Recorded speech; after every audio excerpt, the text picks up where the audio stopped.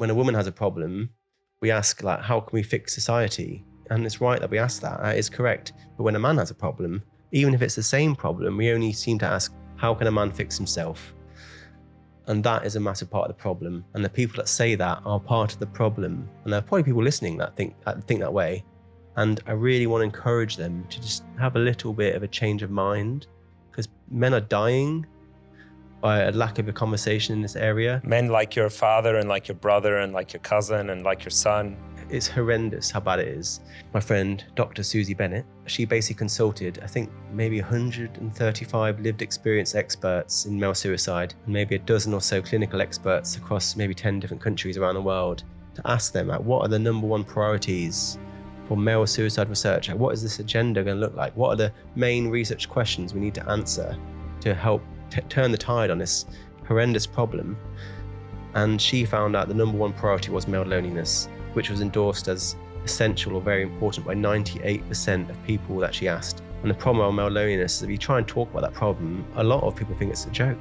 A lot of people like roll their eyes or sneer or laugh or try and talk about women. And more broadly, the cure for male loneliness, which for many people are men's spaces, men's talk groups, they're sneered at as well. So not only are you allowing men to live in loneliness and misery, and isolation, where suicide is a real massive part of their life, but you're also depriving them of the antidote to their own pain by taking away men's spaces, saying you're not allowed them or treating them as some problem.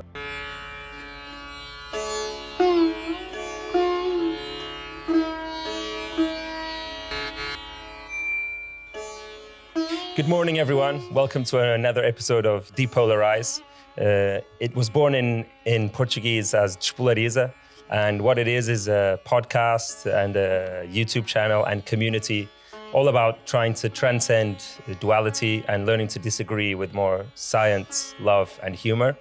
If this sounds interesting to you, make sure to check out the rest of our channel and maybe our Instagram pages. So without further ado, I'd like to introduce you to our guest today, George TheTinMen. He's a men's mental health advocate and the man who works on the unpopular half of gender equality. Welcome, George. Hi, nice to be here. Welcome to Portugal. Thank you. Lovely to be here. I've never actually been, but now I've been virtually, at the very least.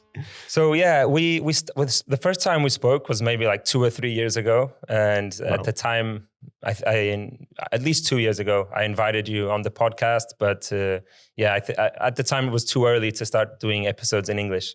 But yeah, it was actually, this will maybe be interesting to you. The first thing I felt when I saw your face for the first time was, that's interesting. He's kind of like a woke guy, but defending men.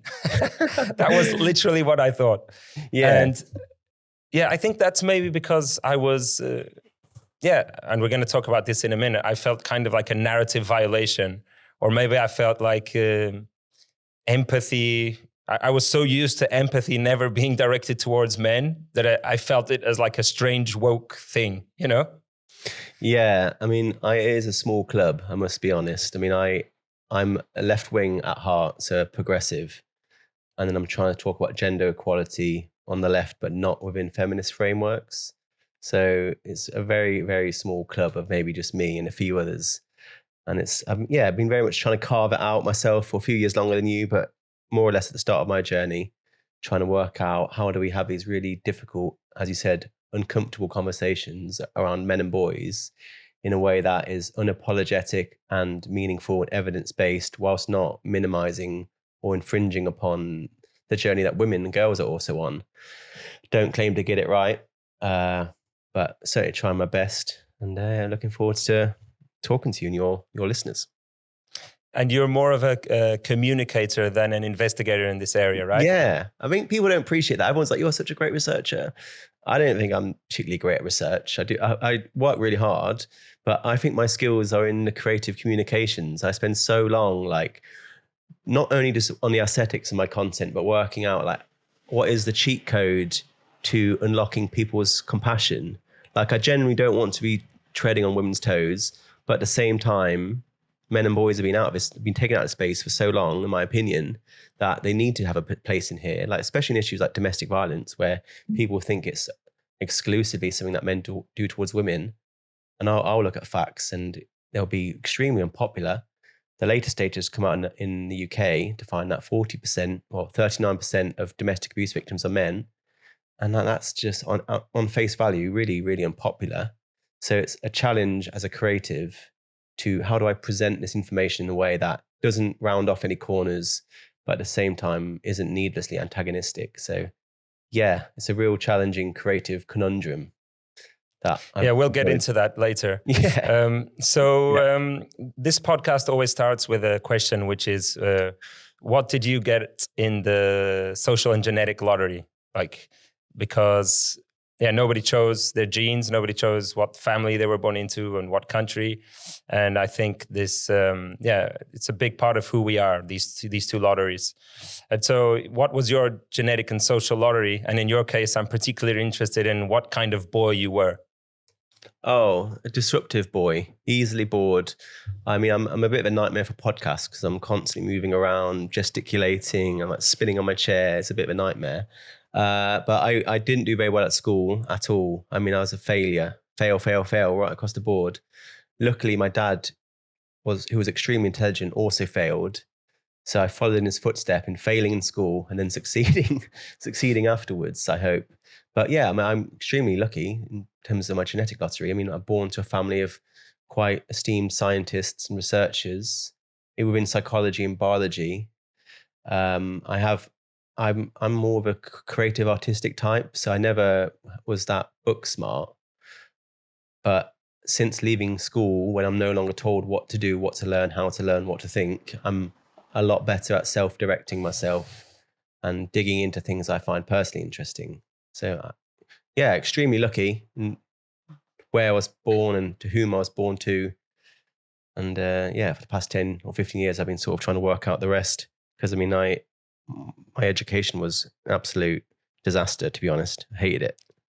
Yeah, but that's super interesting because we'll talk about education in a minute. Did you feel stupid or because of your grades, or did you know that you just weren't interested in school? Well, one of the things I talk a lot about is boys' education. And just to paint you some broad brushstrokes pictures, like boys are behind in education at every level in every Western country, with one or two exceptions to that. But almost universally, boys are now behind in school. No one knows that, and people will often argue the opposite, but it's true. We can go into the details on that later. But I was one of those boys who failed school. I really, really didn't enjoy it. And because I didn't enjoy it, I didn't find it engaging. I was frustrated, I was bored, I was disengaged. I certainly acted up.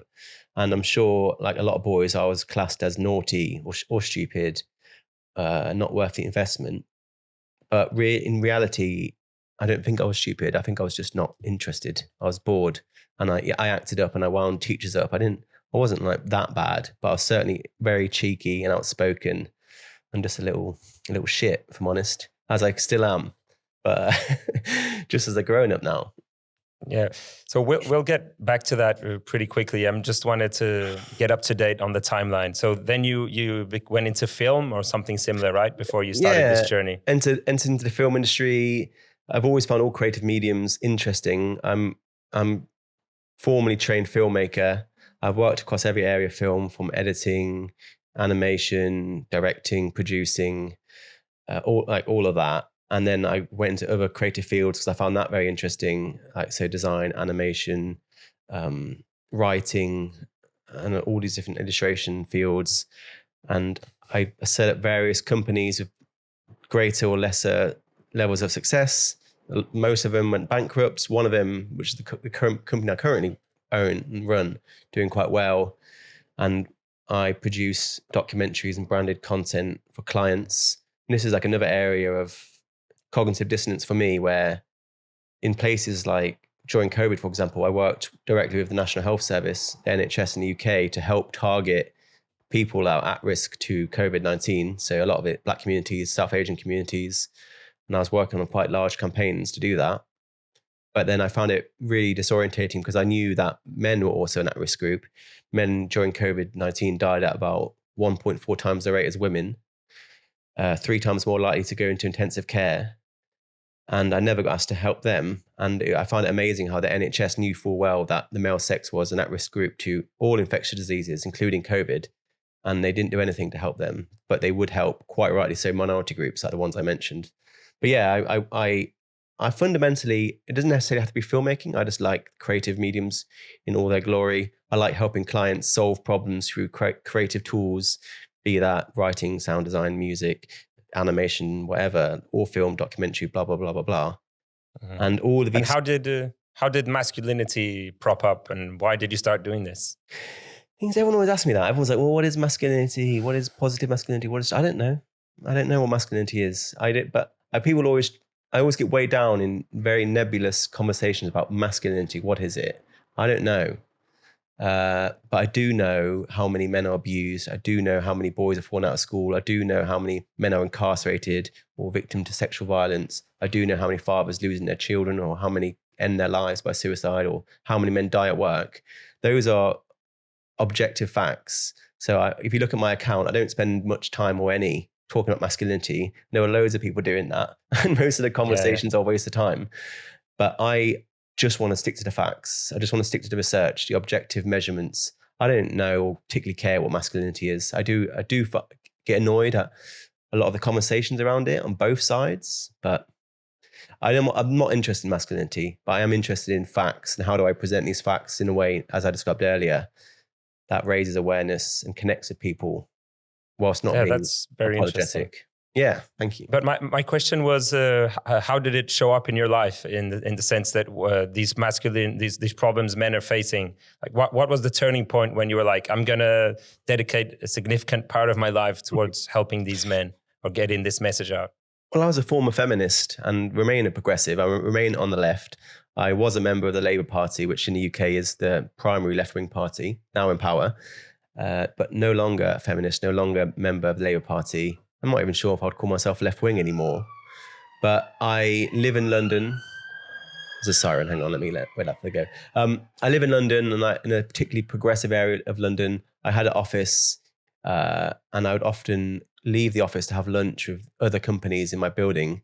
And a lot of them are like feminist charities, or at the very least on the progressive left. And the conversations I listened to them having over lunch were kind of shocking. And I would just have questions, like that little troublemaker in my brain from when I was a child would go away and investigate what they were telling me and the confidence they had around telling me about, violence against women. And I would come back the following day and then always with good faith be like, well, why are we talking about violence against women as a unilateral thing when 4 in 5 murders are against men worldwide? So 81%, maybe even more than that now. And that interested me. But what interested me more was the backlash I received, where people quite aggressively would put their finger literally in your face. That's not what this is about. And how dare you say this? And how dare you do that? And who do you think is killing them? It's men. And I was absolutely bewildered by the lack of integrity and bad faith coming from them. Just an honestly made question about various different things. And I'd be interrogating their ideas, and they never had good answers for me. So I realized that feminism has failed men in many important ways, as everyone. The whole society has failed men in many ways, and we can talk about how. And I was like, I can do a better job. And I'd have the same conversations online. I'd be asking, like, why are we not talking about this? Why are we not talking about men who die by suicide? Why are we not talking about boys who are sexually abused? Why are we not talking? And then again, the same thing. This isn't about you. Go make your own page, start your own conversation. And then I quite literally did that. I was like, well, I will. I will make my own conversation. I will set up my own space. I called it the TinMen. This was during lockdown as well. So I had a lot of spare time because there was no filmmaking over lockdown. Why the TinMen? The TinMen. TinMen is obviously Wizard of Oz, the Tin Man. Tin Man is a man who thought he had no heart, joins Dorothy on the journey, looking for his heart, but at the end realizes he always had one. And I felt men in general are seen as Tin Men, told they have no heart, go looking for it, and then find out they've had one the whole time. So as a practical term, I just needed a pseudonym because I don't use my full name, and I still don't. But there was obviously the metaphorical link of the man without a heart who always had one. That's where it came from. So yeah, I set up the TinMen, spent several hours every single day researching, creating content, engaging in conversation and still do every single day. And then I've expanded to film again, doing podcasts, having my own podcast, doing podcasts like this, and just trying to understand why are people so reluctant. So looking at that duality of problems, the problems that men and boys experience, such as education, where, like I said, boys are behind at every level in every country in the West. And then the second part of the problem, why is no one talking about it? And when you do talk about it, why the hostility towards it? So I've been juggling these two problems for 5 years, not had as much success as I thought I would, but not giving up anytime soon. So I really want my women followers to listen this till the end. I'm sure some of them, I was going to say many of them are probably already a bit triggered. Maybe some have already left. Maybe I should have done this earlier. And this is something I don't usually do. I'm usually quite provocative. That's kind of I don't provoke. I don't provoke with the intention of hurting. I provoke with the intention of creating, discomfort and making people look in a direction they've never looked before. That's the kind of provocation I at least I like to think I make. But in this case, I think even though it's not my style or your style, I think we should make a pillow, and both say that I think it's obvious that we think feminism is amazing. It's something that literally gave rights to half of the world in the last 100 years or so. And there's it doesn't make you less of a feminist to grow your circle of empathy a bit and include men, right? Feminism is a broad church, isn't it? There's so many different types of feminism. There's Marxist feminism, there's conservative feminism, there's progressive feminism, there's the various different waves, there's trans-excluding feminism. There's so many different types, and there's so much infighting within feminism as a result of that. There's no one particular thing, so I can't give you a simple answer. There are certainly ways in which feminists have done great things for women. There are certainly ways in which they've harmed women and men. There is no one single catchphrase that I can give you, but yeah.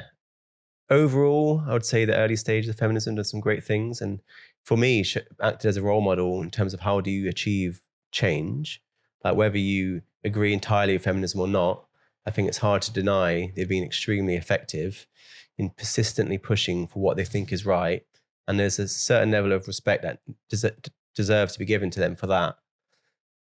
But I'm not going to give you one single answer to that. I can give you some really, really, really harmful things powerful feminists have done to harm men in terms of influencing laws and policies and legal frameworks. But again, that doesn't speak for all of feminism either. So it's neither one thing or the other. I would say, generally speaking, the average feminist on the street I admire and I have a lot in common with and a huge amount of respect for. Those that are raising money for women and doing fun runs and bake sales, I really respect that. And I wish more people would do that. But there are also large, powerful feminist groups, individuals, organizations that are doing harm. And I'm happy to give examples. I'm not just giving you, again, there's a catchphrase there, I can talk about that specifically, about who is doing it. And that I do not appreciate. And I feel like if you knew what I knew, you would agree 99% of the time. And I don't even agree. I don't want to give women a pat on the head because women are some of my fiercest supporters. I have tens of thousands of women following me. Some of the most amazing people that follow me are women. And some of the biggest assholes I come across have been men. This isn't about it's the boys versus the girls. It's everyone versus the assholes. And assholes as a demographic, evenly distributed across all groups.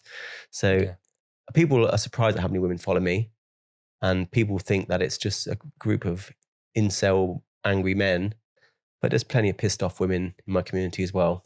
Yeah, and your demeanor, the way you speak, and even the way you look, it's not. I think it's absolutely not like this aggressive red pill incel, image that people have, and still you have so much difficulty in getting people.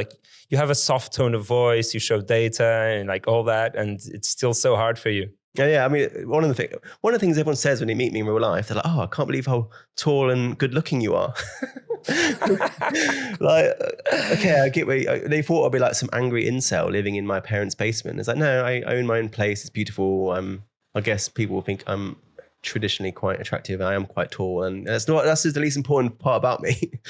But Yeah. I agree. That's the thing I've realized, is that the issues I talk about are beyond dispute. Like, the evidence I can give you towards men existing as victims of domestic violence in significant numbers is beyond, that cannot be argued anymore. I can give you literally hundreds, if not thousands, of papers that show gender parity in victimization and abuse rates. And I get it. That's horrible to hear. But the evidence is there, like literally hundreds of papers over decades proving it, from the greatest scientific minds in the field of family violence, the very best, the gold standard research. But people don't want to believe it still. So I realized quite early on in this journey that it's a branding problem. Like, it's a branding problem because, as you pointed out, a lot of people at least perceive this area of advocacy to be angry white men shouting into the void with like big capital letters, angry, this, that, like scary, like aggressive. And there is some of that. It's overblown. It's not, I think most people you meet in a space are like me, like thoughtful, compassionate, do care about women too. Yeah, Richard Reeves is such an example of that. Yeah, like he's such a diplomat. He goes overboard. Yeah. He agonizes every single day about how do I present myself in a way that is really, and he is a good man. I've met him. I shook his hand. I met him recently. And he is leading the charge. He is a very credible man.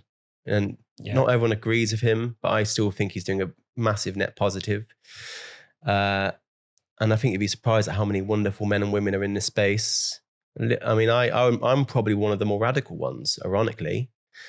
So like I said, it's a branding problem. And I thought maybe someone like me with my creative skill set, who is able to present things more thoughtfully and have a bit more nuance and delineate important things and use tone of voice particularly to not alienate people, is what this space needs. And to a point that is true.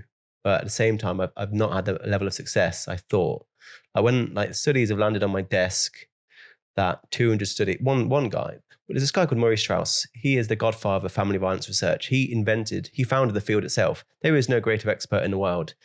He's compiled 200 papers that show gender parity in intimate partner violence. He took those 200 papers over 30 years. So the greatest researcher in the world, compiling 200 papers over 3 decades, presenting it. And I was like, thank you, that's enough. That'll do it. And it hasn't done it. Like, people still deny it.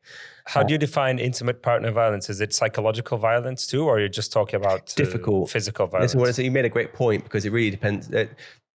People come up with different stats. Some people say, 99% is men, or 80%, or 50%, or 40%. That really depends on how you ask the question, where you get the data from, and how you define violence. There's a new study out in Australia, came out 2 weeks ago, it's set the internet on fire. Everyone's outraged over it. And it says 30% of men in Australia have perpetrated intimate partner violence in their lifetime. Shocking headline. But then you look at the study and the data, and it defines violence as, have you ever made your partner feel fearful or anxious? And I don't think that is violence.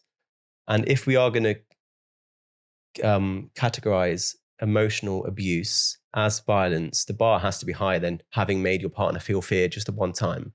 Abuse has to be a pattern of behavior. That is emblematic of what abuse is. It's not just a one-off event. I'm sure we've all probably made our partner feel scared or anxious at any point in their life.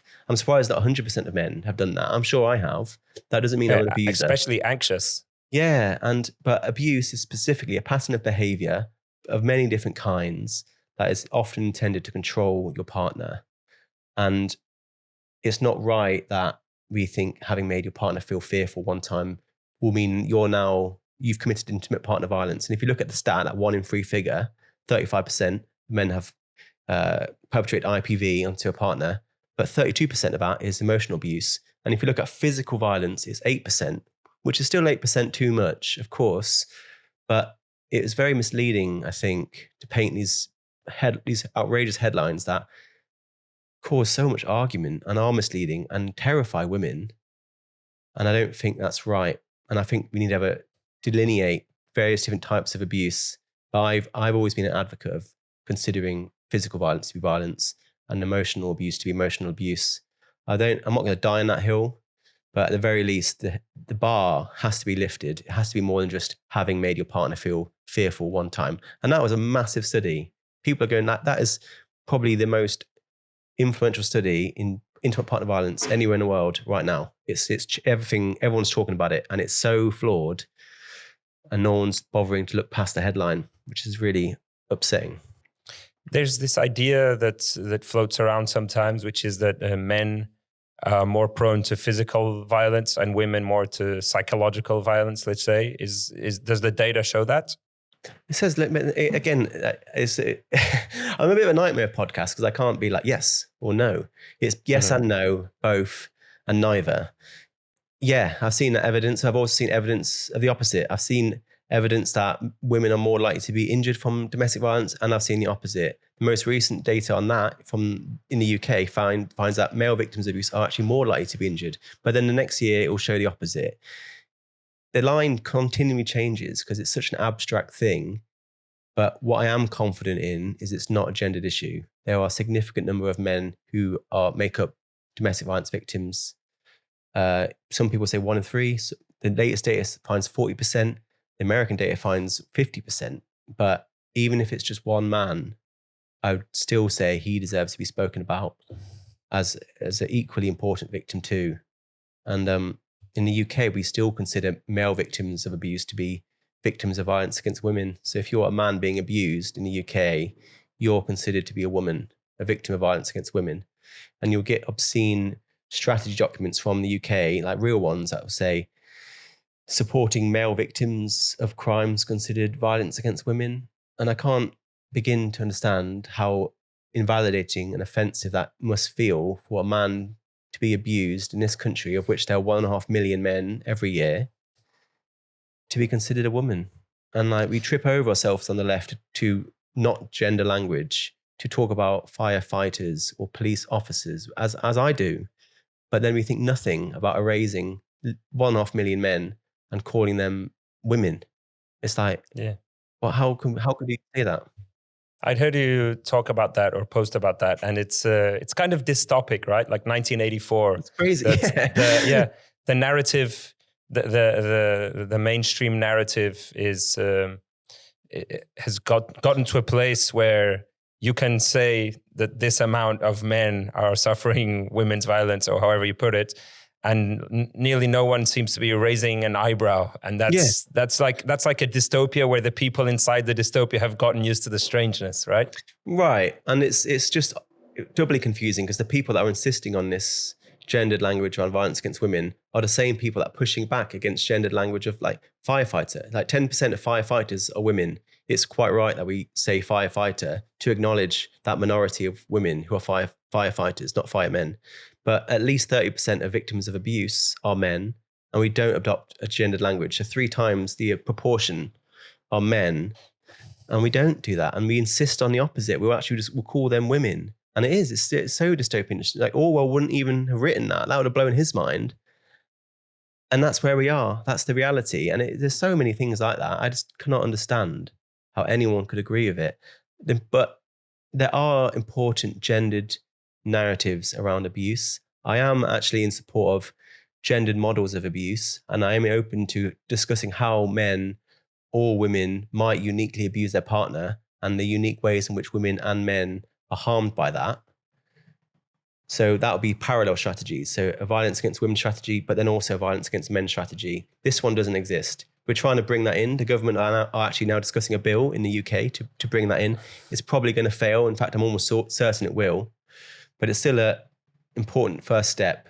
So I'm open to violence against women, but it has to be counterbalanced by a parallel strategy and parallel funding, parallel compassion for violence against men as well. Because I don't think women and men abuse each other in the same way. I think it is slightly different, in a little bit like as you described. But to answer your question, yeah, relational aggression is important too. Like that's basically like women, often women, but anyone can do it, attacking someone's status, someone's relationship, someone's sort of grounding in the world, like Mean Girls, sort of gossip culture, cancel culture, sort of whispering groups. I mean, I've been introduced recently to like these snark groups. I don't even know what a snark group is. or Tattle Life. I don't even know what it is. Like basically a website. I don't know what any of those things Exactly. are. Exactly. My girlfriend's introduced it to me. Tattle is basically a website where you basically gossip about people like me. I probably got a page on there, but it's often women doing it to other women. And it's basically attacking someone. Dude, you can't believe what she wore. I can't believe she said this. How embarrassing. And it's like this relational aggression. And I think that's really interesting. I don't think that's particularly a lot of men doing that. I think it's often women doing it. I know there's a study recently that looked at misogynistic tweets online, and they basically looked at hundreds of thousands of misogynistic tweets, and they found that 60% of them came from other women. So I don't think it's quite as simple as men are doing it to women. I think women are doing it to women. I think men are doing it to men, and the opposite. It's, again, there's no simple answers here. There's only like well-meaning attempts to try and understand the complexity of it. This is a really interesting and fitting topic for a podcast named Depolarize, because I think what's happening in this case is kind of like the progressive tale as old as time, in the sense that I have this feeling, like, I'm not a historian, but I have this feeling that nearly every progressive battle at some point got to a place where it was kind of out of balance. And that's why what you're doing is so hard. And I saw your post recently with your last 1,000 posts saying, in these last 100 posts, I got like 100 followers, something like that. And I think the difficulty you're having is precisely, it's this term, this narrative violation. We live in a world where women, thanks to I think largely thanks to the feminists from the 50s, 60s, 70s, so on, have finally got so many rights, and they can do so many things, and that's so good. But it created this culture where Richard Reeves has been trying for like years and years to convince the CDC to at least acknowledge that there's a huge gender gap in suicide between men and women. And they can't even acknowledge that.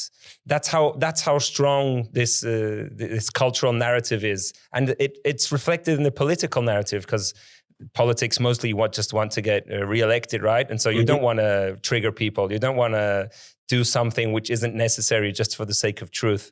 And yeah, I think the ball is mostly in progressives' court, like in the progressives' court, because they call themselves the side of more empathy and of infinite empathy, and yeah, it makes absolute sense that the hero that you are would come from where you came from. I don't think it's that. I think progressives are empathetic, but a lot of the time their political beliefs are bound up in ideology, where they're in a very tribal view of the world, political view of the world, where they are unable to look at clear evidence that goes against their fundamental beliefs.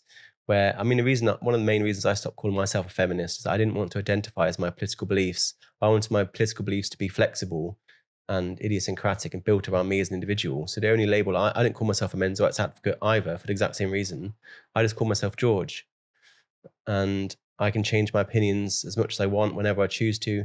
I'm not beholden to the actions of others. I can call people out on both sides if I want to.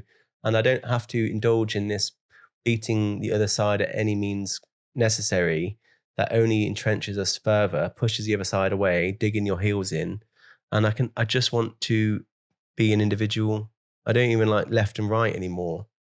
So it's not that the left don't have empathy, because they clearly do. It's that often they don't know the things I'm saying. And hopefully there's people on this podcast now that have learned things that, like, I didn't know that, and now they do care. So it's mass awareness, and also the secondary problem of people's political opinions are part of their fundamental identity. Like it's part of their community, it's part of their friendship groups, part of their jobs, often quite literally. They might even have the t-shirt, like literally. So it's very difficult when your political beliefs are bound up in all those things to change them, because you're alienated. I've lost loads of friends since changing my political beliefs, and that's fine. But it's important to not identify, I think, as your political beliefs, because it makes them so difficult to change. It's like trying to change your skin. So 100%. Yeah, you're really like touching on the core of this project. What I usually say is, if you mix up your ideas and your opinions with yourself, then when people attack your ideas or your opinions, you'll feel it like they're stabbing your arm or they're stabbing you in the face. And that's not ideal. You want to have ideas like you have balloons, right? And they're not part of you. They can be attacked. Sometimes someone can pop one, but it gives you that distance. You know, you have your balloons and you're playing around with them. And because the problem is when you mix up opinion with identity, then suddenly you're using all your intelligence and all your wit and all your ego to defend your idea because you think it's your arm, you know? And so you're putting all these beautiful parts of you in the service of something which maybe shouldn't be what guides you, which is your ego and how much you're clinging to your previous opinion. Yeah. And it's like, there's few places worse than this one because so many people hate what I've got to say. Like the area of advocacy I talk about, which is men and boys, for many people is seen as adjacent to white supremacy or the alt-right or being a Nazi. So you're starting off on such a back foot that there's so much stigma around it, men's rights, but I just call them human rights because that's what men are. And there are actually rights that men do lack, and we can talk about them, both today and historically. So you mentioned earlier how feminism won women's right to vote, and it did in some ways. But men also couldn't vote. When women won the right to vote in this country, half of men also couldn't vote either. And that's just been erased from the history books. Why couldn't they vote? Because they weren't allowed to vote. For most of history, no one voted apart from a tiny percentage of men. Property owners. And then it was like the upper middle class, and then it was working class. But yeah, in 1919, when women won the right to vote in the UK, half of men couldn't vote either. And it was only from men's service and sacrifice in World War I in the trenches that they were given the right to vote. And no one ever talks about that. We had a centenary not long ago, and I was waiting. I was like, I wonder if they're going to mention the fact that men also won the right to vote. And they didn't. Oh, it was just like a little byline.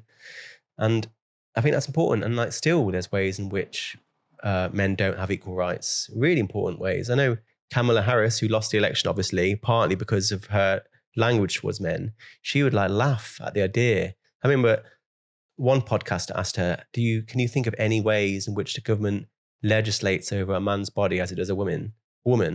And she laughed. No way. And every single man in America has to sign his body away on his 18th birthday to the draft. And the military can call you up and send you to your death like that. And not women. And that's happened not long ago. Like in Vietnam wasn't long ago. And like tens of thousands of men were called up to the draft and never came back, killed in the most horrific way. Obviously, the war before that, we're talking millions of men in this country as well, signed up to the draft against their will. And then obviously Russia-Ukraine, that's happening now.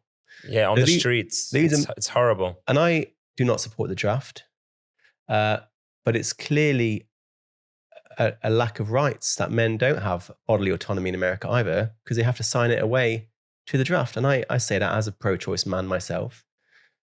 And it's just frustrating to see Kamala roll her eyes and make these smug comments about men when there's people in our lifetime that have lost their lives to win her the freedom to do exactly that and say these things. Like what women's rights are women still missing? Are they missing any? Can men... Reproductive rights. Obviously America, women don't have reproductive rights in a lot of states. And it's horrendous. It's outrageous what's happened in the last 5 years. And that's really, really important to talk about as well. And I often find that going back to the type of rhetoric that the progressive left indulge with often alienates men who are pro-choice like myself. I find it really frustrating how when women had their rights removed in Roe Wade, a lot of it was blamed on men that forgot how most men in America, normal men, are equally pro-choice to women. So half are pro-choice are men. And this idea of it being men are doing it, I feel harms pro-choice because you're basically alienating half of your support, including people like me. And I'd rather talk about the much better indicators for people that are pro-life, so religion, conservatism, age. But yeah, most of all religion. It's not about men versus women. It's a lot more complicated than that. Going back to Kamala Harris's reaction. So I think it's such a narrative violation that it has nothing to do with whether she's a good or bad person or anything like that. It's basically like me coming up to you 100 years ago and telling you that, I don't know, that internet would exist someday and that people would be able to talk instantly to the other side of the world. You know, it's just something, it's so outside what they're used to hearing that it generates a laugh, which is actually the evolutionary advantage of laughter, by the way. Its purpose was when like a group of people were doing whatever and somebody did something outside what was normal. Laughter was a way for everyone to signal, okay, we're not going to kill him. He broke a rule, but we're not going to kill him. And Wow. and yes, so that's why we laugh when we see something completely unexpected. And here in Portugal, like everything comes to Portugal a bit later, right? Whether it's technology or political ideas. And I feel that like the two, especially the two biggest feminists or gender equality so-called experts, they're completely stuck in this man is the bad guy, woman is the good girl, and in this mindset that when something happens to women, it's the men or society's fault, or there's a structural problem. But when something bad is happening to men, it's men's fault, which is also kind of a double standard, because they're always talking about you don't blame the victim, you don't blame the victim. You cannot say the tiniest thing which sounds like blaming the victim. But when it comes to men, it's like go-to, right? It's the default. Yeah, well, it reminds me of that ad I shared the other day where it was an attempt to talk about men's health. And the ad said something like, this year, thousands of men are going to die because of stubbornness. So like raising awareness around how men don't seek help, but then blaming the man for being stubborn, rather than looking at what can we do as a society to encourage men to take their health more seriously. And I'd say step one, don't make fun of them for it. But whoa, that was a serious ad. It's a real ad, yeah. Oh my God, I always share that's things. so People, strange. People don't think they're real. And I'm like, that's a real ad. That's a real ad. And the thing is, like I said, there are loads of groups that I work with, minority groups that are also apprehensive around healthcare, like Black people. And I would never get to say that. I would never be like, this year, thousands of Black people are going to die because they're stubborn. Or I don't get to say, like the reason why South Asian people die early is because they're not going to the doctor enough. I would have a lot more compassion, and I would look at more structural factors. And men's health is in the toilet. And like whenever we talk about men's health, you know, men should go to the doctor more, men should smoke less, men should eat better. And yeah, fair enough. But there's so much more to it than that. And people don't like to hear it, so little funding for men's health. Like America has really interesting data on men's health, and they'll find that if you have top 15 causes of death in America, if I had to write them all down for you, men lead in 13 of those causes of death. Men die in America more every single age group, live less life in every single country in the world, literally. Like by every metric in the UK, men's health is behind women's. 1 in 5 men don't even live to 65. You know, I think 15 men die young every hour in the UK. What would you answer if someone answered to that? That's because men nowadays have a lot of toxic masculinity and violence in them, and so they need to get that out of their system. I just wouldn't respond to that anymore. I'm like, okay, well, fuck off then. Like, there's no point. I'm not going to spend my time talking to someone that badly intended who just doesn't know what they're talking about. It's just a stupid thing to say. I don't think I owe them anything, but I know the many reasons why men live less life, both social and biological. But I would say the fact that in America, despite women having better health by every metric, literally better health across every racial, ethnic, and socioeconomic group, there are 10 offices now for women's health research in America, which I agree is needed, but there are none for men. There's not one single office for men's health in America, 10 for women, despite men having worse health. I'd say that's a lot more important than whatever the hell toxic masculinity is. And I'd rather talk about, like I said earlier, objective things rather than abstract narratives that don't make any sense, that are inherently divisive. We've just got a men's health strategy in the UK. That's new. We've had a women's health strategy for ages. And again, I agree. I support that. We've announced a men's health strategy. We don't know what it looks like. It's very embryonic, and we're leading the way. Like most countries don't have that. We're leading the way. So there's been a fundamental lack of support for men's health in research and funding. And I know that spins people's head because they'll think the opposite. And there have been times when we neglected women's health in the past, but it's 2025, things have changed. Women have done so well in many areas, of health, education as well. Like things have changed in education. Like in the point of now men are further behind in education in America today than women were 50 years ago. So we haven't solved anything in education. The gap's now bigger, but it's just inverted, plus interest. So the pendulum has swung so far that the actual problem has switched sides. Same for health. So a lot more funding, a lot more understanding of men's health, big social campaigns to encourage men to take their health more seriously in a way that isn't victim blaming, and also just an understanding of men's biological vulnerabilities in health. I talked a little bit earlier about how men are biologically more vulnerable to infectious diseases. We saw that during COVID, despite no one actually talking about it in terms of a national campaign. A lot of that is literally in our DNA, so our chromosomes, where men have non-matching chromosomes, which leaves them biologically more vulnerable to many different things, infectious diseases most of all. And that's one of the reasons why we live less life. That doesn't explain all of it. Men live about 4 years less life than women. About one of those years is explained by the biological gap. So there's 3 years to play with. And I'll leave you one quote. I read it. And again, this is top gold standard research from Professor Randolph Neese, who is the godfather of evolutionary medicine. He said that if we could equalize men and women's life expectancy, would do more good than curing cancer. So that highlights how big of a problem. It's a cancer scale challenge we've got here. Like if we could help men live the same life as women, more good than curing cancer. Yeah. Wow. And yeah, it's now just to be a man, the male sex now is the single biggest predictor of early death, bigger than anything else. It's like that is the main priority, I think, and yet nothing is said about it. Nothing. Apart from in the UK, it's slightly changed, but other than that, nothing. So it's not about taking money away from women's health. It's just about treating men's health as an equal priority as women's, and changing the narrative rather than suggesting the opposite, where people still insist that women's health isn't taken seriously. And there are areas where it isn't, but it's still taken up more seriously in many areas than men's. And I get it, that's unpopular to say, but that's just reality of where we are today. Yeah. Yeah, there are a lot of green flags about you.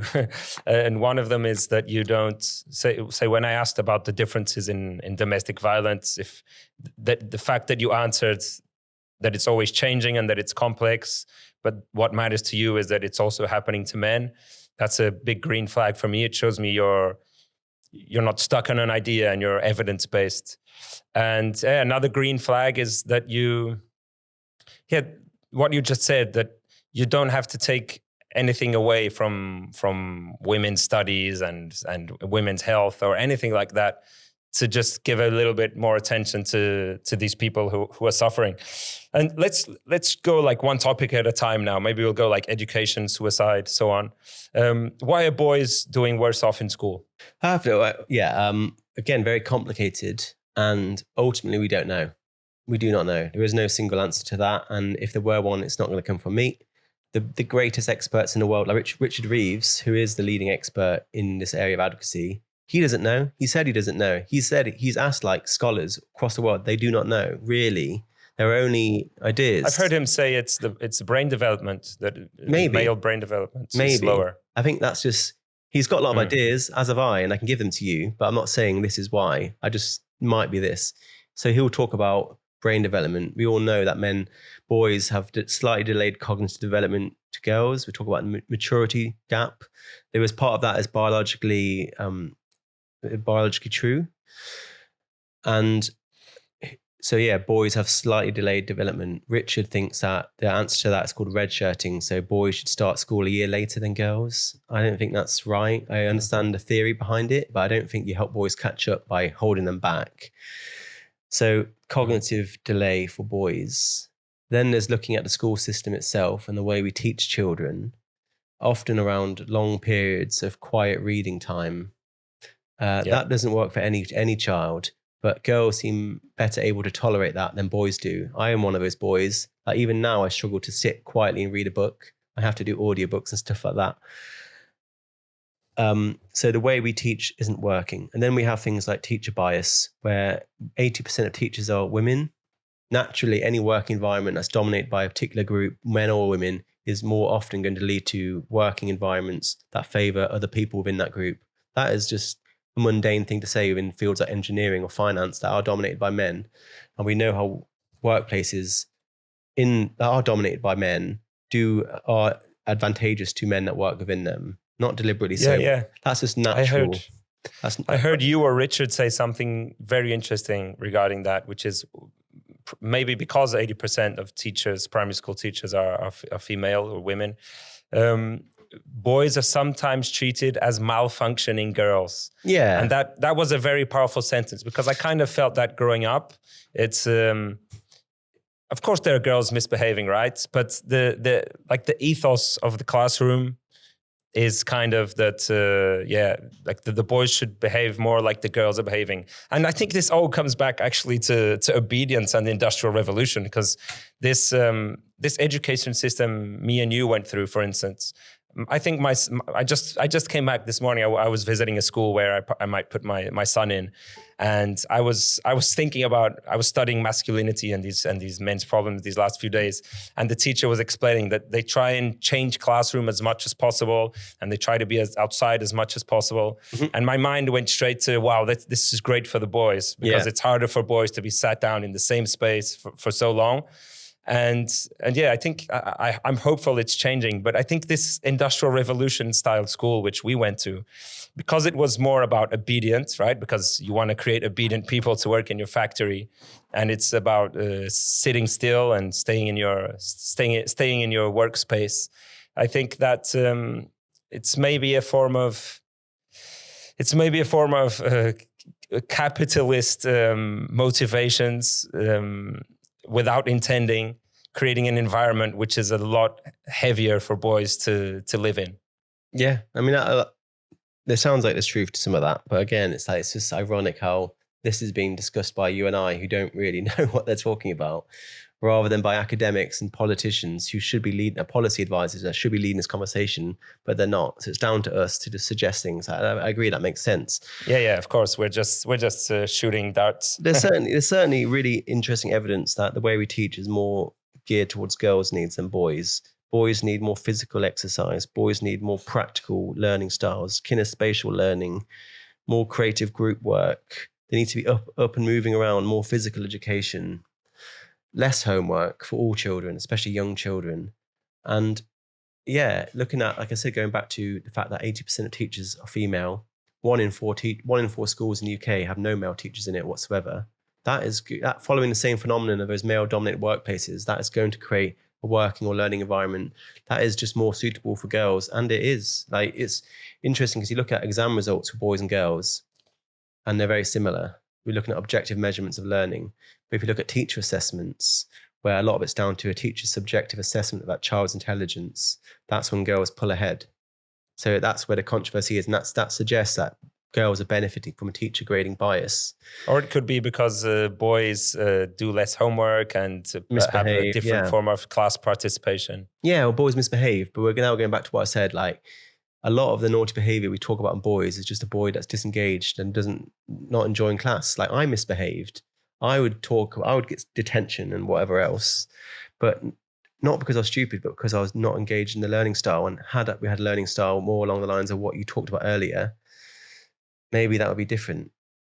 But studies have shown that boys and girls of the same cognitive ability are not graded the same. Girls are graded higher. We saw, again, there's really interesting, like, real life examples of it. COVID, again, really helpful, because all exams were cancelled in the UK. No exams because of COVID restrictions. So all grades are based on teacher assessments.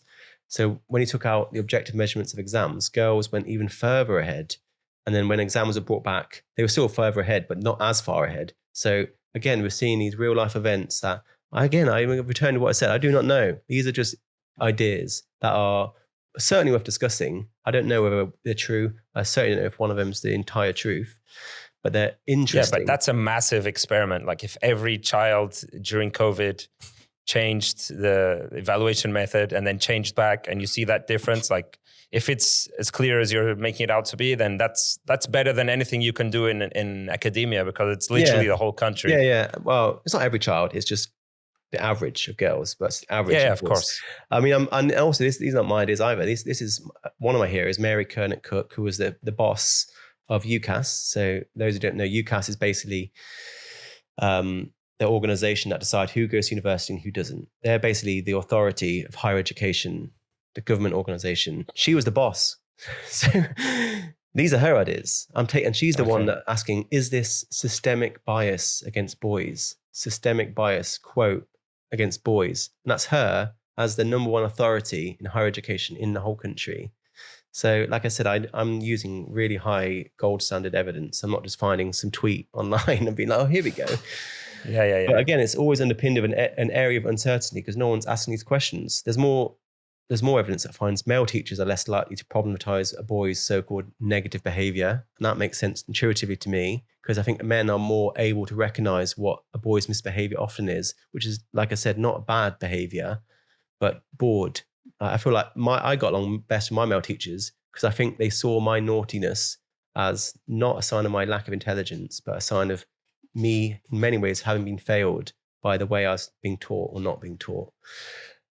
So, yeah, really interesting area of discussion. But one of the things Mary Kernick-Cook, UCAS boss, said to me when I talked to her on my podcast, she thinks it's down to literacy because everyone points to university, people that go to university, it's almost 2 to 1 now. Almost 2 women go to university for every 1 man. That's how bad it's gotten. But she looks at university attendance as the cumulative impact of the education gap because boys are behind at every stage and it gets bigger and bigger and bigger and bigger and bigger till we arrive at university. So it's not about university. That's just the cumulative impact. She thinks it starts very early years with literacy, fundamental literacy levels, where boys fall behind straight away. They can't read and write as well as girls. And that's a conversation in its own right. But if you can't read or write at an appropriate level, you're going to fall behind. Like obviously, and lose confidence. Constantly lose this confidence all along the way that you're not that good. And we know that women are masters of language. Like in terms of innovating language or history, I think 90% of new words come from women. I think if you think about women in your life, you know they're more eloquent, have a greater use of language. I have a niece and a nephew, and although my niece is 2 years older, her use of language is incredible. Like she is so fluent. And my nephew is younger. He's like still struggling to even get basic grasp of language. Again, that's anecdotal, but that's N=2 study.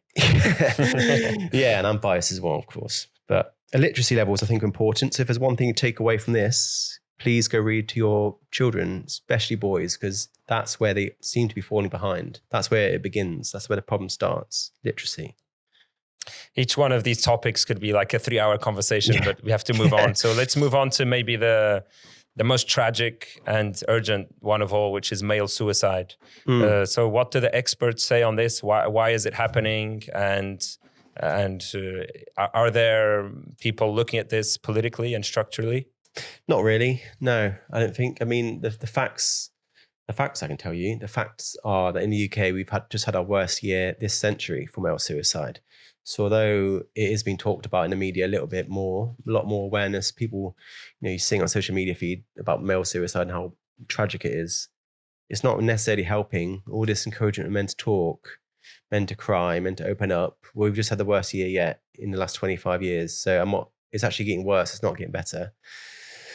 We know it's the biggest risk to my life and your life and every man probably listening to this right now, under 50, and even those older than that, biggest risk to your life is suicide. And that is horrendous. And then obviously beneath that, you have an even bigger contingent of men who haven't taken their life, but are still living in misery, but haven't actually arrived there yet. And that's probably the majority. Yeah, it's like an iceberg, basically. But the fact of the matter is the biggest risk to my life. And like we talk, if men's health is in the toilet and male suicide is the biggest risk to my life, like I'm not sure what bigger priorities there should be within men's health research right now. And very little is being done for it. Like I'm friends with the researchers that are leading the research in male suicide, and they've got no money. They've had £0 and pence from the government, not a single penny. And they're doing the best work in the world around what causes men to die by suicide. Being done, Dr. Susie Bennett, name check, doing it self-funded. Like she's like dog sitting and like raising money and getting little bits of donation just to keep her going. But she should be opening her front door every day with a big fucking wave of cash falling in. And we just do not know. And that is... What's her name again? Susie Bennett, Dr. Susie Bennett. Susie Bennett. I feel like I mention it every podcast, so there it is. Okay. And incredible, diligent work. I don't know how she does it. All her work is based on men's lived experiences and the experiences of bereaved families. But ultimately, as we know about suicide, is that it leaves a lot of people behind with no answers. A lot of people don't know why a man in their life died by suicide. A lot of them don't even receive a suicide note. So a lot of unanswered questions.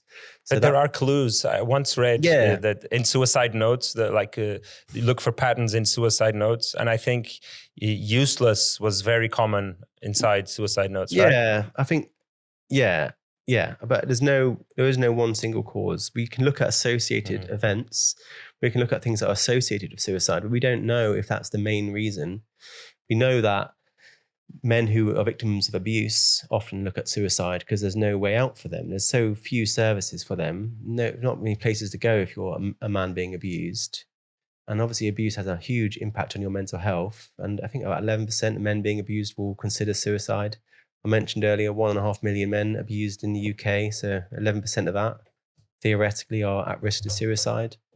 We know 1 in 5 men who die by suicide that's linked to family breakdowns and child custody battles, family courts. A lot of men getting divorces and losing their home, children. That's a massive problem. Drug addiction, of course, men losing their jobs, men in debt. Now, the biggest at-risk suicide group in the UK are construction workers in northern towns where they're losing their jobs. They're dealing with a lot of physical problems. A lot of it's quite lonely work, male loneliness, massive issue, despite people thinking it's a joke. So yeah, lots of it. But the big takeaway is that people need to stop seeing male suicide as primarily a mental health problem, because most men who are dealing with suicidal ideation don't consider themselves as having a mental health problem at all. They'll have like a financial problem or a job problem or physical health problem or a family problem or child custody problem or a problem relating to domestic violence. Like that obviously has an impact on their mental health, but mental health is not the primary cause. It's moderated by mental health, and the problems are out there, not in here. And that's why I hate toxic masculinity as a concept, because you're just blaming the man again. And a man, like I said, 1 in 5 suicides in men is attributed to child custody battles and family breakdown. A man who talks or cries is not going to solve that problem because his child is still missing. He's still lost his family, he's still lost his home. So talking is important in terms of dealing with the problem, but it doesn't necessarily solve the problem, because the problem is not a mental health one for most men. It's out there, and that can't be solved by those men. That has to be solved by all of us, society, politicians and policy writers and health researchers. And that's so different. That's super interesting and very different. I'd never heard that. And actually, I've heard it maybe when I heard you talking to Richard Reeves, but to frame it that way, that of course of course, male suicide is related to mental health. But if you start looking at these structural problems, and let's say you find some, I'm not even sure if this is true, but let's say you find that there's a bias in family court towards men being like pushed away from their kids, then yeah, if that were happening to Black people, we wouldn't say you should just talk about it and cry a bit with your therapist, right? We'd say, hey, we have to do something about this structural problem. We don't tell women to go cry about their problems. We'll invest millions and millions of pounds into fixing the problem. We'll launch committees and research organizations and tax-paying charitable donations to actually look at the problem. And that's right.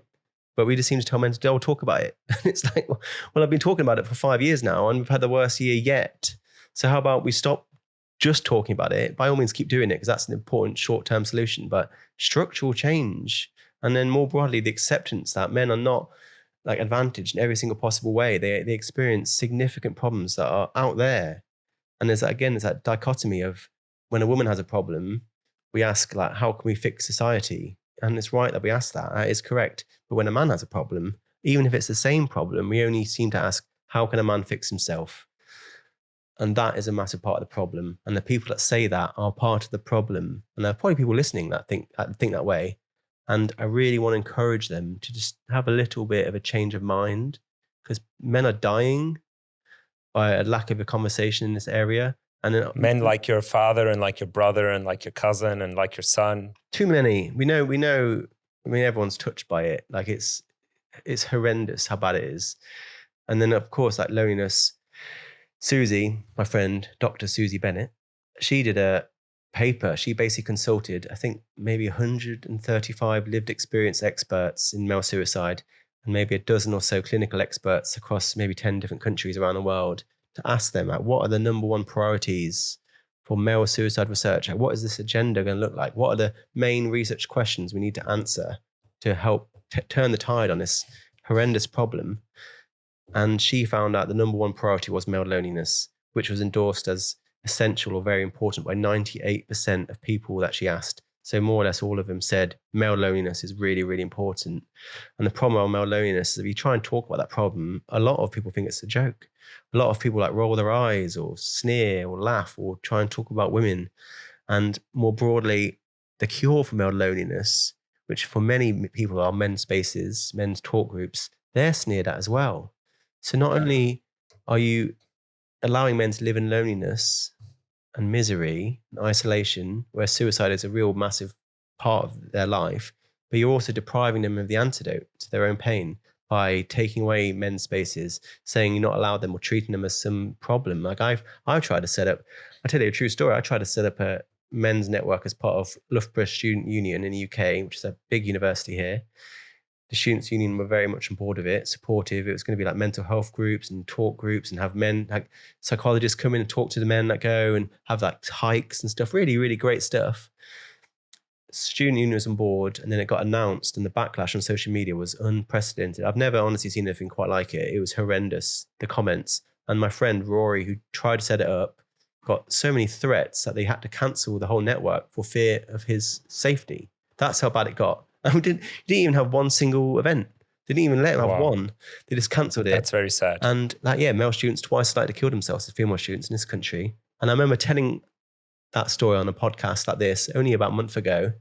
And after we finished filming, it was an in-person podcast, the camera operator came up to me, shook my hand, was really excited to talk to me, which I always find a bit embarrassing, a bit nervous. And he told me about an event. He went to York University, which is in the north of England. They tried to have a similar event for International Men's Day 10 years ago.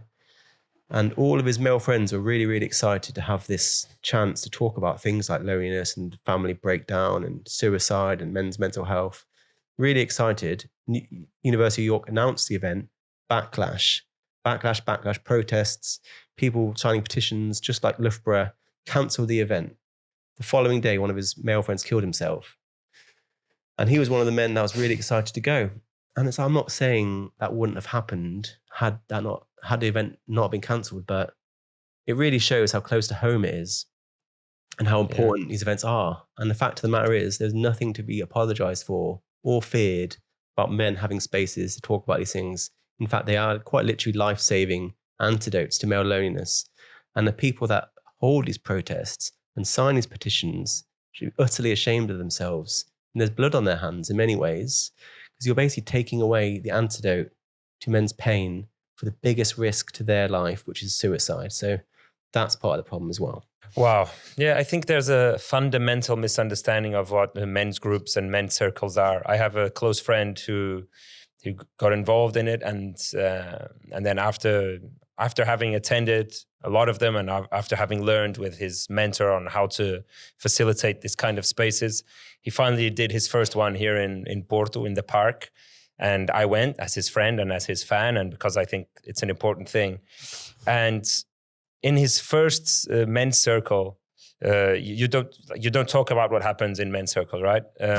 So I'm not going to say, of course, what it was, but there was this archetypal manifestation of a young boy who from kind of the countryside, who had so many issues and no one to talk to. And you could see how after the men's circle, we went for a cold dip in the ocean and all have lunch together.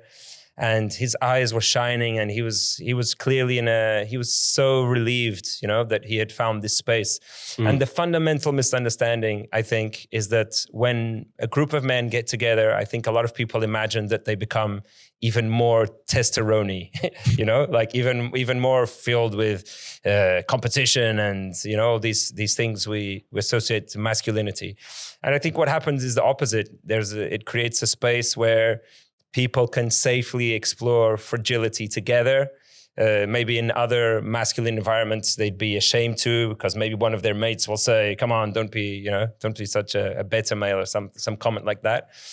And maybe the same happens when women all get together. Like when women go on Hindus, how do you say it, when they're about to get married? They don't sit around saying, "Oh, let's become more empathetic and more caring." I think they go the opposite direction. They go all out. And I think it also stems from this misunderstanding. Like I don't know what they're imagining, but maybe they imagine that it's a place where men will get together and try to find ways to get in girls' pants or something. It's strange. I mean, I think it's widely misunderstood, but at the same time, there is a certain level of valid fear to that. There are groups that are like that, overblown, but ironically, by not allowing men who are in good faith trying to set up groups to talk about like what your friend did. I've been to those groups too, and I've witnessed firsthand how amazing they are. I get invited to them and I always go, and they are amazing. If you don't allow men to go to those groups, they're just going to go to the ones that are as you fear, are misogynistic, and have got malevolent intentions. And like you're actually creating the problem you claim to hate by not allowing men to self-organize. They'll end up in a strange, dodgy online forum of women hating men, maybe. Yeah, totally. I mean, that happens all the time. I mean, and it does harm women. Like I live in London. One of the things is impossible not to talk about is knife crime and gangs. And if you actually look at the sort of, and it is obviously men doing these things, and it's rarely women that are stabbed, but it does happen. It's mostly men stabbing other men. But if you look at gangs, they're often boys with like nowhere else to go, nothing to do, no leadership, typically from fatherless homes.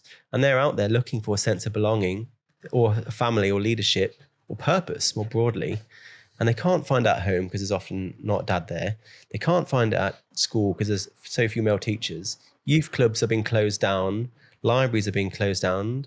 Leisure centres are being closed down. So they'll go and find purpose elsewhere. They'll pick up a knife or join a gang or whatever else. So it hurts everyone, not just those directly involved.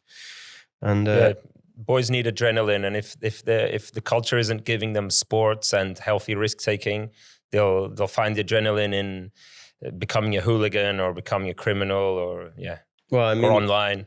Yeah, and gangs know that. They target these boys that are disenfranchised and looking for a sense of belonging and a sense of family. And like the crossover between fatherlessness and antisocial behavior is really interesting too. And again, we have another podcast in its own right. But my point is that by not allowing men to seek help from each other, we're all suffering the consequences. Let's talk about biological differences, this nature versus nurture conversation. I think nearly no one nowadays would say that the differences, the observable statistical differences one finds between boys and girls or men and women is 100% social, right? I think there's still a bit of common sense that people say biology. People say that. People think gender is entirely socially constructed and that we're all born as clean slates and then society colours in the differences.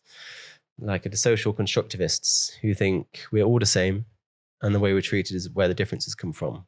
So they do exist, I'm afraid, and they're very silly. But I think nearly no one is 100% biological determinist, right? So No. I think when you say that there's a small part which may be biology, some people get triggered, but no one is saying it's 100%, right? No one is saying that that nurture plays no part in it. No, I don't. I think there are people that insist that the differences are entirely socialized, but I don't think anyone suggests it's entirely biological and society has no impact on our behavior? Because obviously it does. Like, I mean, I've, as always, a bit of both. Like, we are biologically different on average.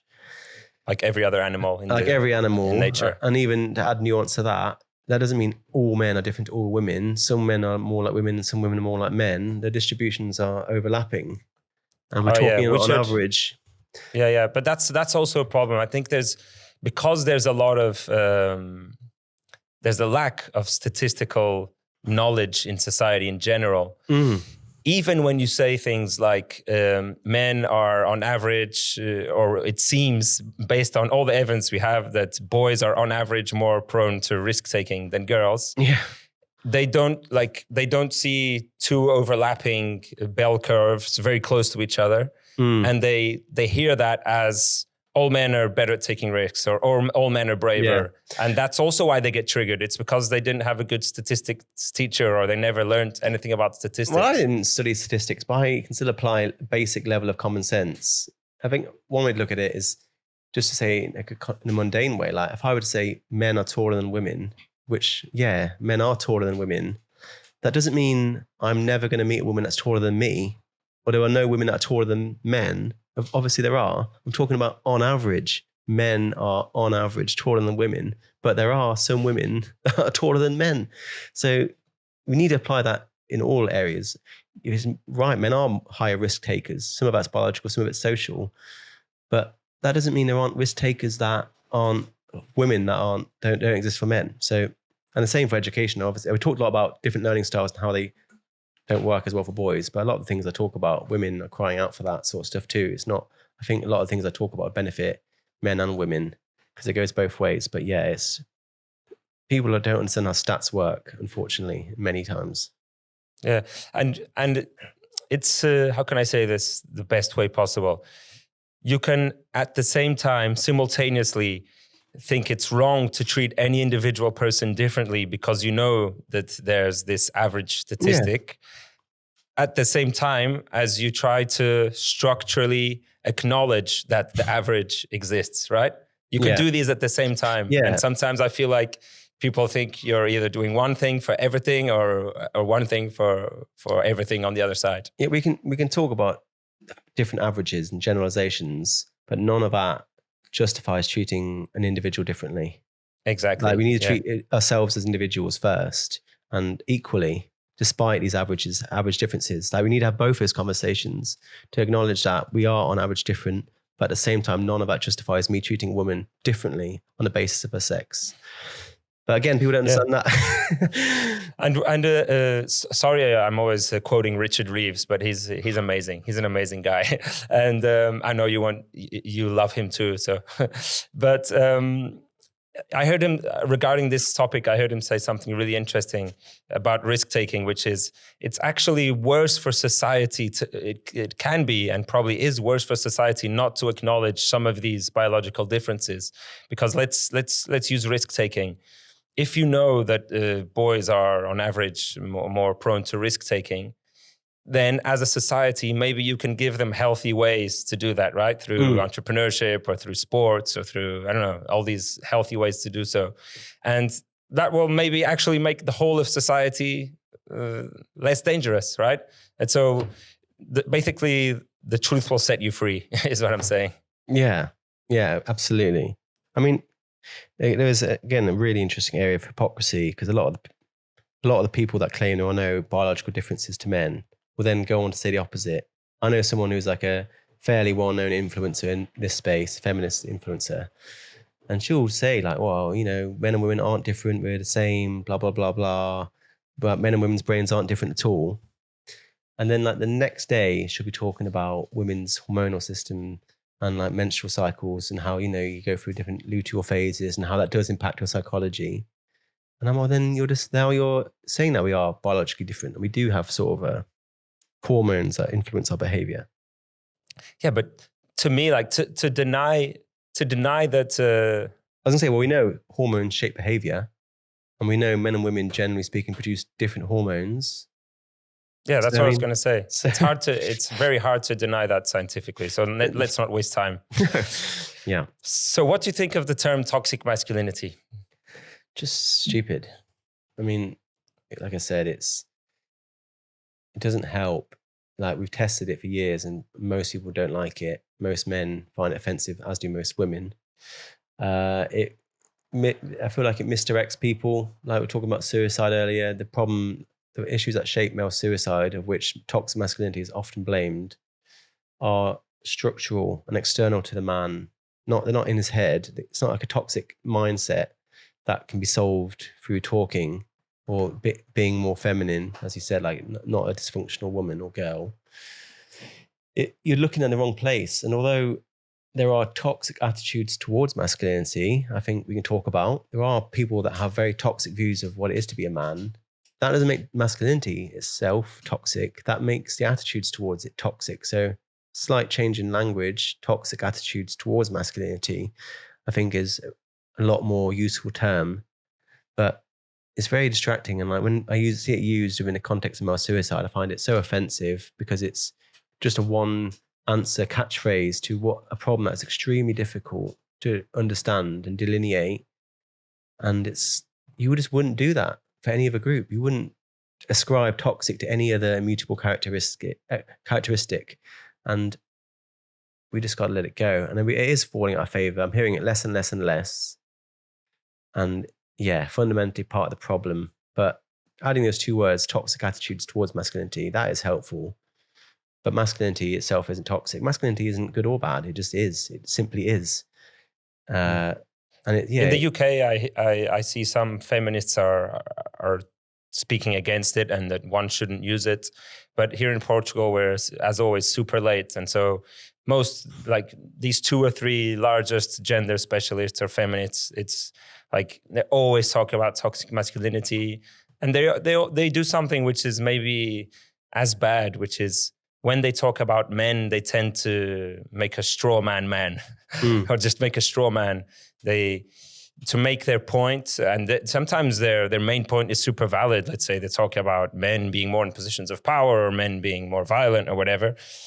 And there's no need to do it, but a lot of times they'll create this straw man of this out of control gorilla, you know? And yeah, I think the UK is, I think some Portuguese feminists and so-called gender specialists to look at the UK, where more and more feminists are recognizing that it's not a helpful term.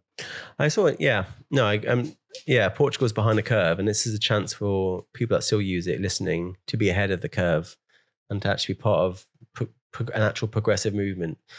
I mean, they've become conservatives. They're stuck in this, in this narrative. And I think it's a bit like everyone thinks everyone's the hero of their own story, but often they aren't. And things that seem right at the time, looking back, aren't right either. I always think that's interesting in fashion, where you think you're dressed great or you have an amazing hairstyle, but it's only 10 years later you look back and you're like, wow, that embarrassing, was horrendous. I mean, the conversation on masculinity and toxic masculinity and all these different words that are prefixed to it. I saw a really good blog not long ago written by a trans man about fragile masculinity. And he was talking about, whenever products are designed for women, like a razor for women, a pen for women, whatever, all these stupid gendered products, we blame the product. Well, I look at this stupid Bic pen for women, like how misogynistic and offensive, and it is. But then when there's biscuits for men, man biscuits or man chocolate, we blame the men for that. We say, oh, look at these fragile masculinity thing. Men can't have just normal biscuits; they have to be masculine. It's like, it's such an interesting change. Like, whenever there's a product aimed at women, we point and insult the people making a product, which is right. But when there's a product for men, like the man biscuit, we say, oh, look at these stupid fragile man, masculine, And it was a trans man who pointed that out. And I feel like trans people in that sense are really helpful, because they've lived in many ways on both sides of that divide, and they can see the hypocrisy and the double standards. So, oh wow, that's super interesting. They're privileged in that sense. Yeah, I mean, and there's loads of really interesting sort of testimonies from trans people, both sides, that have lived as both men and women, and I am treated differently in many ways. There's Nora Vincent, who was a feminist, and she lived as a man for 18 months as part of a film, I think. Oh wow, yeah, I saw that. She was just like, couldn't believe how different it was to be a man, and she looked great as a man, and she hated it. And then she actually What's the film called? I can't remember. But Okay, Nora so Vincent, my team will Google it and put it in the description. and she killed herself. Actually, she committed suicide. Well, died by suicide. People think that's because she lived as a man, but it's not true. I think it was very difficult on her. The experiment created a lot of gender dysphoria. But yeah, she died by suicide only a few years ago, and yeah, pretty sad end to that story. But what I learned from her talking about it was the fundamental differences of living as a man versus a woman. And she was shocked, and she was like, most women don't understand what it's like to be a man. I'm like, why would they? I don't know what it's like to be a woman either. And I guess that's the sentiment, is like, you don't know what it's like to be the opposite sex, but we can only get close by actually listening to them in good faith. And I've learned a lot from women in my life from that. And there's much women can learn from men by just sitting down, letting go of what they think they know about men, actually listening and learning themselves. Another question which often pops into my head, and I've tried to have this debate in private with some feminists, is when do you know if the patriarchy has ended? What is the objective measure? Is there an objective measure?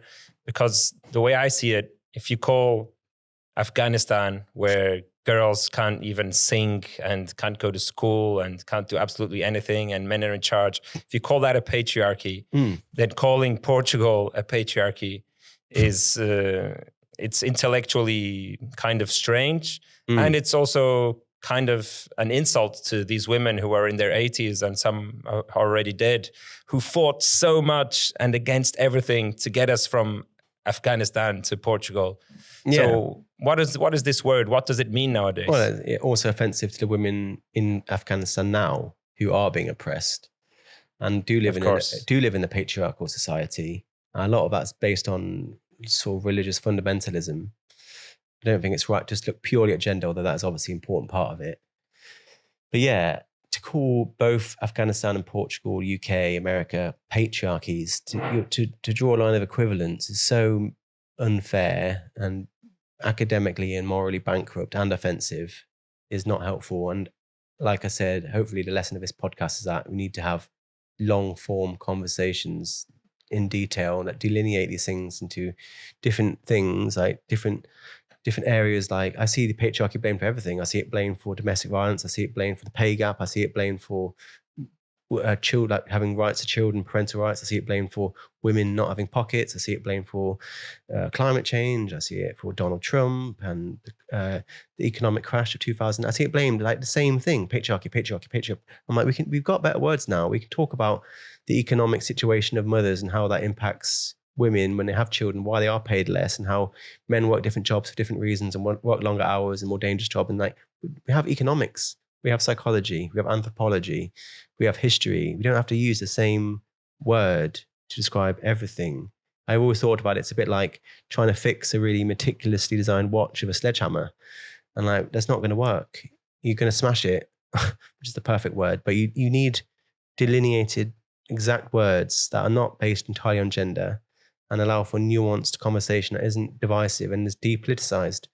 So I don't use that word. I don't think it's accurate unless we're talking specifically about places like Afghanistan or Iran, or talking about the past. If you're not talking about those things, I don't welcome it in a conversation, and I find it offensive to women most of all. So I don't find it helpful, and it doesn't make sense. Like the word itself, patriarchy, means father, patri, ruler. So rule of the family is what it means. And anyone that knows anything about fathers' rights today knows that fathers are not considered the ruler of the family. Most of them don't even have rights to their own children. So what sort of ruler doesn't have rights to their own kids? It doesn't make much sense to me. And we need to have a more exact conversation, a more modern scientific conversation, specific language, rather than just general slogans. So probably final question, how can we bring more women to this cause? I think if you're a woman still listening to this podcast, you're already part of the solution. Like it's I don't know, an hour and a half or so. And I understand it. A lot of it's prickled. A lot of it's quite uncomfortable. You probably might be a little bit pissed off, and I can understand. So those still listening, you already are part of the solution. And I welcome that. I don't think I have a lot of women following me. I think women don't need to be told how to help. They already are in many ways. But I would encourage people, all people, both male and female, to see the individual first, not the group. The classical liberal in me fundamentally believes in individualism, where my individual identity as George is significantly more important than my group identity as a white, straight man.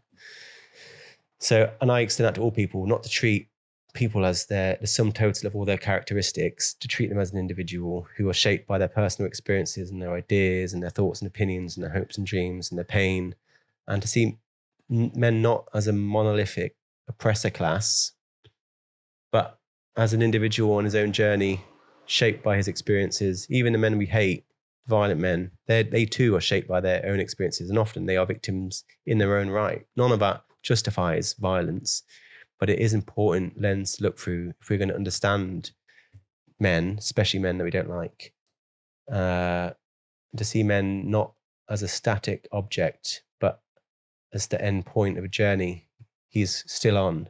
And same for women. Like most women that hate men often have traumatic experiences at the hands of men, and I can understand why they might hate men. So both goes both ways, and I guess more generally, try to be willing to engage in like a detailed conversation about these issues, which I understand better than anyone are difficult to have, very sensitive, especially at things like domestic violence. Too many of us have first-hand experiences of that, and it is personal and it is emotional. But try to, as much as possible, to separate yourself from that. Don't become embroiled in like divisive political sloganeering where it's just about beating the other side, and try to listen to conversations like this one and others in a way that, in the words of my mother, everything in moderation. Basically, I mean, she's a nutritionist, so she meant everything in food, but I mean, the same for your political diet. Listen to a little bit of everything. Don't listen to everything I'm saying as the full, complete gospel truth either. Listen to a bit of every single piece. Feel I don't know if you have in Portugal, but we have pick a mix where it's different sweets. And you don't want to fill your bag of sweets with just fizzy cola bottles. You want a few chocolate mice, you want a few space hoppers, you want some Skittles, you want some fizzy cola bottles too, and the cherries. But variety is the spice of life. So yeah, I hope there's some advice in there for you. But mostly I have loads of women that follow me. The greatest role models in my life are women. A lot of them don't need to be told how to help men because they're already doing an excellent job, but not all of them. Like a tiny minority of women and men ruin it for everybody else. So remind yourself that like most men and most women are really kind, wonderful people, and ruined it by a tiny minority of really loud arseholes on both sides. And that was a beautiful monologue. And I just want to add to that women, I think we really need women in this space for one particular reason, which is, so I'm going to put this on YouTube, and the thumbnail, maybe I'm going to make an experiment with the thumbnail. Maybe one thumbnail would be why women are amazing, just so I don't lose a lot of people, because it's if I write something about men's rights or helping men, I probably won't get any clicks. But I can make that experiment. But what I want to say is that because this is a kind of a narrative violation, there's this funnel, right? And you can be impacted by like this first moment, and you can lose a lot of people in that first moment because it's such a narrative violation. And I think if it's a woman talking about it, and if that's the form the content is coming from, then it's a lot easier for people to not dismiss it as, oh yeah, just another Andrew Tate, or this is more masculine fragility, and so on and so forth. So just in terms of that funnel, I think it's important to have women talking about these things the way you are, just putting it out there. Yeah, I mean, women are wonderful. So that would be a perfectly accurate thumbnail if you were to use that one, and I accept that. Yeah, you are right that there's a reason why people in this space, and men and boys advocacy space, those that get the most views are often women. There's a lot of women leading this, which I have mixed opinions of. I find it frustrating, but I understand why. And I think it's because a lot of people trust women more, particularly other women.